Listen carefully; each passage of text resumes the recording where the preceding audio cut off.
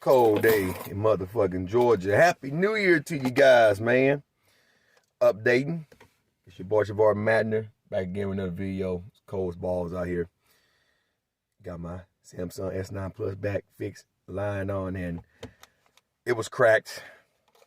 Got my Motorola 5G, whatever brand this motherfucker is, replacement phone, because Motorola don't believe in repairing the screen, so you had to get a whole replacement phone, and it just came in. And it's on business number, baby. So yeah, I'm shooting the first video on this phone here. Anyway, guys, real quick, I'm on my way to Walmart. Can't wait to get my freaking, there we go. Turn the air down because this phone was in the air vent. Can't wait to get my freaking Mustang back. In case you guys don't know, my wire harness and my Mustang on the seats that tells you that you're sitting down, the airbag sensor pretty much went out on my car the week leading up to Christmas week, the week before Christmas. So Mustang is here in Georgia at Legacy Ford, so hopefully this is my last day driving my wife's Durango, because let's face it, I like the Durango. It's fun, but it's a Hemi and all that, and we don't put over 2,000 miles on it, but there's nothing like the sound of a 5.0 stick shift 2, and it's tuned, and that's my baby, and I'm missing my baby, so hopefully I'll be getting it this week. The wire harness came in. I was up there Friday getting my lanyard to go to the gym, and they had the harness in. It's just a plug and play, so I'm assuming they'll get to it today. Anyway, I'm gonna fill you guys in real quick before we talk about the main issue, the topic of discussion, I guess you can say. Live stream. Yeah, they're gonna do that. Live stream tonight. Fingers crossed. We're gonna discuss, of course, some anime. I just started watching Demon Slayer. Pretty good. I enjoy it thoroughly.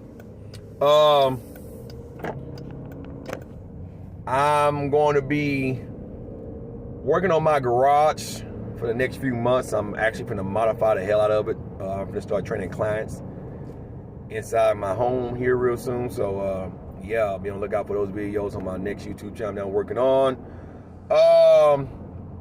Also, something else. I hate when it happens. You get so much going on, your mind is like, oh yeah, 5.0 update with the mods. I'm waiting at the income tax season to see exactly, yeah, y'all guys can see me, exactly what I'm gonna do with the car. So I'll let you guys know. I don't know if I'm gonna do long tube headers or not, or anything fast. I might just wait until my business take off this year and save up and add the supercharger with all the goodies and all the upgrades and all that shit. So that remains to be seen. And last but not least, I will be coming back home to Texas during the summer. I had somebody ask me when was I coming back home.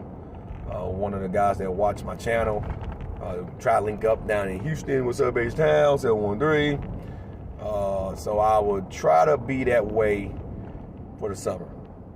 Hang out with some of you guys. Thank you for all the subs I've been getting. The channel's well on its way to 1,000 full monetization when that happens. And of course, like I said in my live stream a few weeks back, once that happens, anything that I get on this channel, I will be splitting in half with my subs.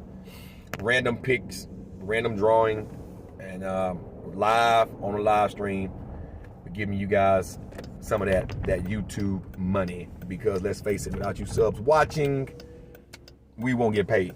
And I don't do this for money. My business that I'm working on is going to be my money maker, and that's a personal trainer and training clients and stuff like that, training programs. I'm actually working on my physique. I'm going to reveal a new package. So when that happens and I get the size that I want, the muscle mass that I'm working on, all natural, no steroids, I will show you. I'll get the blood work and all that.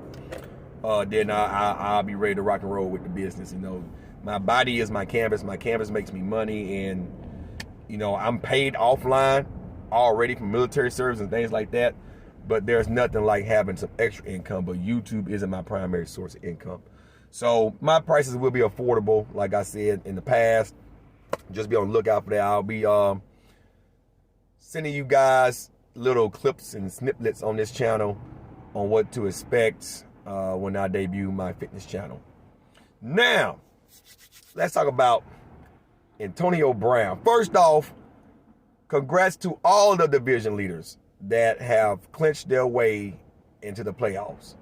Some of the teams that I predicted earlier in the season on Facebook, and I think I said a couple of things in a couple of videos, did just that. In the NFC right now, you got the Packers, who most likely get home field advantage again. You got the Rams, you got the Bucks, and you got the Cowboys. Them your 4 division leaders.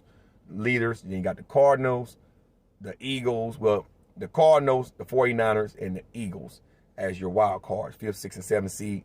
On the AFC, it's a little bit murky right now. I think you got the Patriots, Cincinnati, who's sitting on top of the North, the Bills, and and the Chiefs, who's right now the number 1 seed. Their wild cards, I think. Let me see, is it the Colts? Oh, well, the Titans is one. Yeah, the Titans are really. Yeah, you got the Colts in there, the Patriots in there, and oh Lord, there's one more team in there. I don't want to get it confused. The Chargers. The Chargers are all in there, if I recall, because the AFC is totally different right now. It's still quite a few teams in the hunt, and they got records like 9-7 and shit. So it's tough. This week is gonna make or break a lot of teams. Goddamn, Walmart's packed. But some of the teams that I said, the Raiders being one of them, Cowboys being another one, they have made it. My Falcons, of course, lost to the Bills yesterday. Thus, that ended their playoff hopes alive. If they would have won, they would have been fighting this week against the Saints. The Saints are the only team right now in the NFC that is still technically in the hunt. And so I might be at the last game of the season for the Falcons here at home in Atlanta, because, you know, this is one of the greatest rivalries of all time. The Saints and the Falcons go back to the NFC West days before there became a North and a South, division. So Atlanta can really hurt the Saints fucking this upcoming Sunday. They can eliminate them with a loss this Sunday. So I'm going to be, of course, rooting for my Falcons. And we can't go, they can't go, baby. Now, with all that being said, Antonio Brown. Antonio.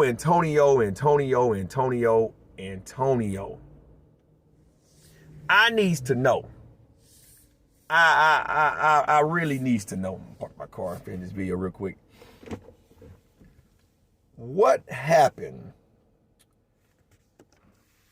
that made you want to get out of your clothes, everything above your pads and pants, take off your shoulder pads, take off your shirt, your undershirt, throw your fucking goddamn elbow pads, gloves and shit all in the audience, wave bye-bye, do jumping jacks in the end zone, and then run off the field.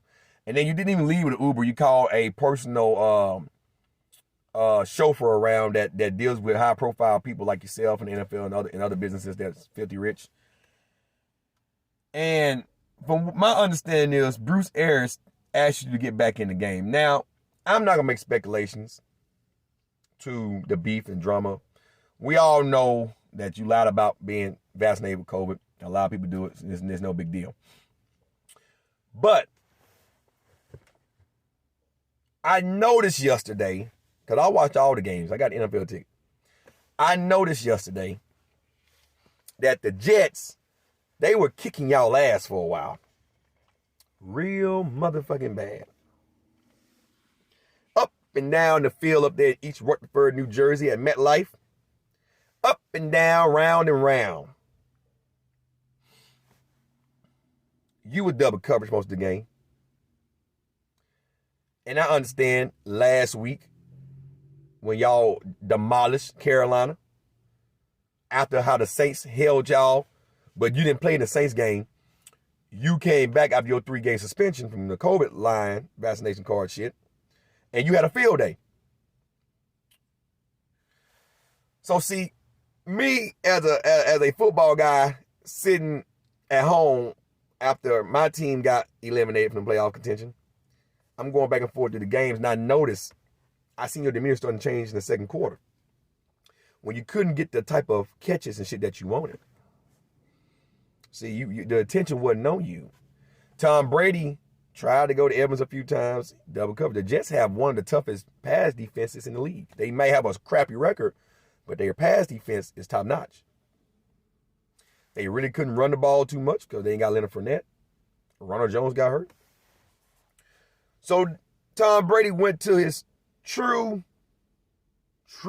guaranteed, gonna catch the ball in the clutch person that he ride it out with, that he got 4 Super Bowl rings with. Maybe 5 or 4 or 5, 1 or 2. That's Rob Gronkowski. Gronkowski had a fucking field day at the Jets. And I believe you didn't like that. You weren't getting the attention. Just like with the Steelers. You weren't getting the attention. And you said, fuck this shit. I'm not losing to the Jets. We ain't, fuck this. You already had bad taste in your mouth about them doing what they did about your line by being vaccinated. But then all of a sudden, you said, fuck this. I ain't losing to the Jets. And you just did what you did. Now, I'm not going to play no clips on my video because I don't need the NFL trying to strike me down. But if you guys haven't seen it, go watch it. I'm pretty sure everybody and their mom has seen it. But here's what I'm getting at. I don't too much care for Tom. If you don't know who that is, that's Tom Brady. I'm a Falcon fan, so that's right there. Okay? I don't too much care for Tom. But I respect him. He is the GOAT. And that man begged for you to come back to the NFL. He begged the owner. He begged Bruce Arians, let's get Antonio Brown. I need another weapon. He got you back in the league, and you assisted him in winning his 7th Super Bowl. Y'all made history. Tampa Bay was the first team to host a Super Bowl in Tampa Bay and play in their hometown at their own stadium in the Super Bowl. Tom Brady came down here and had to go on the road, and not only did he beat fucking Washington, which that was to be known back then, the NFC East sucked. I think every team like 7-9, they were all south of 500. But the Cowboys was real bad because they had Andy Dalton, but that's another story. They beat Washington. They had to go to Washington. They whooped them in Washington. Then they had to go to New Orleans and beat the Saints.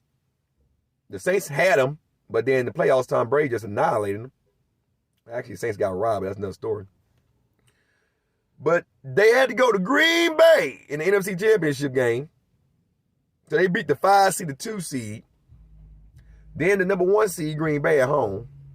And the infamous don't take the field goal came back to bite Green Bay in the ass.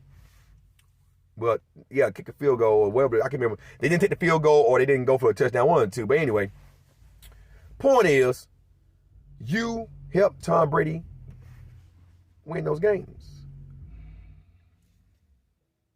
Do you understand that Bill Belichick cut you? John Gruden cut you from the Raiders. Mike Tomlin let your ass go. Those coaches believe, and Bruce Arians, he believed that them coaches don't have the same, well, Bill Belichick might have, but those coaches don't have the same amount of pull as Tom. You made Tom look like a motherfucking idiot. And like I said, I'm gonna be real honest. I don't care for Tom Brady. I am a Falcon fan. And RP Dan Reeves. Dan Reeves was the coach I used to watch as a little kid when I first became a Falcon fan in '97. When he first started coaching for the Falcons, with the Chris Chandler and Jamal Anderson, the Rhythm Dirty Bird crew. That's another story for another day. I've been a Falcon fan since '97, longer than some of you guys been allowed watching my video, 24 years. But once again, I don't hate Tom. I just can't stand him because of the Falcons and Super Bowl in Houston in 2017, blah, blah, blah. Point is, though, you made him look like a dumbass. This man went on a limb to get you back in the NFL. And because you couldn't have your way, that's just my perception. My perception, I should say. You did what you did.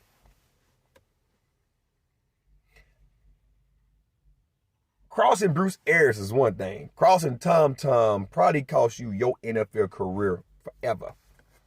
Hall of Fame, even though you were a Super Bowl winner, Super Bowl over 55 last year, Super Bowl 56. You won't go into Hall of Fame. Not like what you just did. And the reason why I'm bringing this up because as a African American, it makes us look ignorant when we act like that. You get a little money, you think you can't be touched, you can't be burnt, and that's not true in this day and age. Just ask Donald Trump.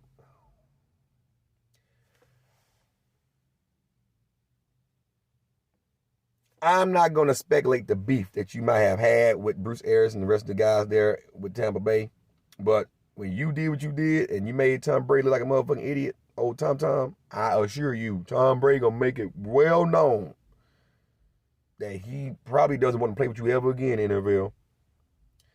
And all those coaches and teams that seen what you did and they know that Tom Brady was the reason that you came back in the NFL and you portrayed Tom Brady, they're not going to risk it.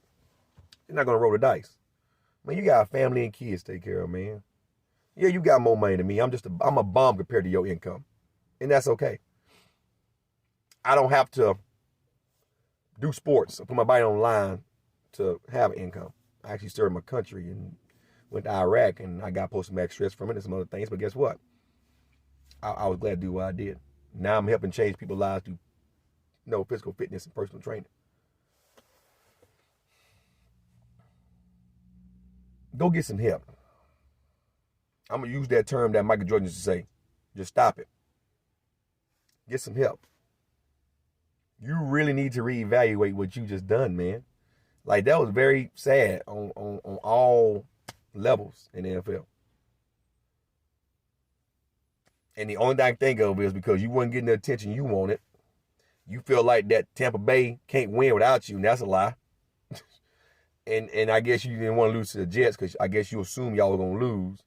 Forgetting who your quarterback is, by the way. Even though, like I'm saying again, I can't stand Tom. The man's a genius on the field, man. He's a fucking genius.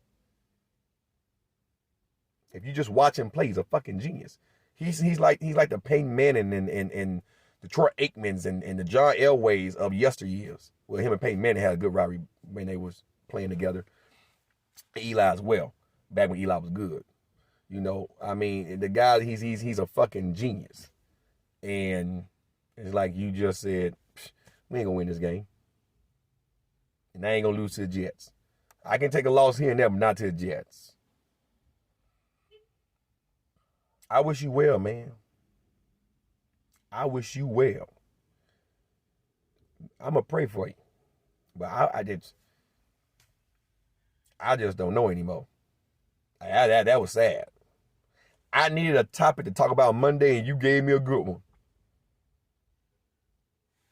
Now, with that being said, I hope all of you are having a marvelous Monday. A little bit of motivational text before I get off of here. I'm going to Walmart and do some shopping, spend some more money here for these Waltons. And I will be coming through Bentonville real motherfucking soon. I need to stop by and talk to you motherfuckers at Walmart headquarters in Bentonville, Arkansas. This is pathetic. No, y'all, the reason why inflation is what it is, but this is sad. Motivation real quick.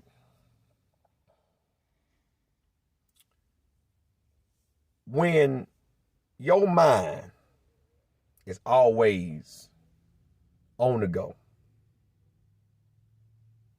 when your mind is always fidgeting and you don't know how to shut your mind off, that means you are lost. You have no sense of direction. Now, I know some of you that watch my channel may be atheists, and that's fine. I'm not knocking that you guys don't believe in deities and stuff. I get it. Some of you guys might be religious like me. I'm a Baptist. I believe in faith in Christ and stuff like that. Don't seem like it, but I grew up in the church. Don't seem like it because of what I say and how I respond. But I said all that to say this here. This applies whether you're atheist or not. This is why it's so good, see? You have to calm your mind in a sober way. You have to know how to brace in the moment. This is 2022. Let's not bring in 2021 shit into 2022. Let's not bring in 2020 shit into 2022. The things you done yesterday on the 2nd of January, leave it there. If it's not beneficial, that's going to help you grow today or tomorrow, leave it there. When your mind tell you to go left and you go right, and you find out later on that that right turn was a bad turn, that's on you. In the military, we call should have asked me to go back the way you came. And go back to that crossroad and then rethink and try again. See? I'm saying all that to say to you guys. Take it one day at a time. Trials and tribulations are going to come your way. My grandma said it best. She actually watched my videos. How you doing, Grandma? You can't have a testimony without a test. And that's so true. We go through storms in life. We go through trials and tribulations in life. We be up 1 minute, we down 1 minute. We're riding the wave, and you know, it's always doing this here. Stress is good. It makes you strong. It makes you adapt to certain things if you allow it, if you understand how to manage it. But you can't have a testimony in life without tests.